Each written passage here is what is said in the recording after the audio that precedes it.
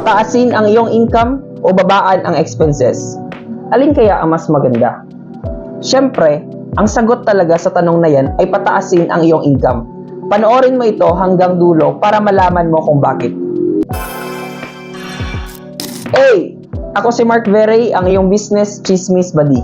Let us say may extra income ka na 5,000 pesos per month o kahit isang buwan man lang. Versus yung kakilala mo na nagsisave ng 1,000 pesos per month in the next 5 months dahil binabaan niya ang expenses niya. Parehas lang naman na 5,000 pesos, di ba?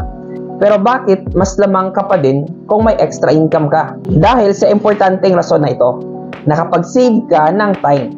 Alam naman natin na ang time ang pinaka-importante na asset natin sa mundo. So, ikaw ba di? Ano ang ginagawa mo sa ngayon? Tinataasan mo ba ang income mo? Binababaan ang expenses? Or both? Share mo naman sa comment section.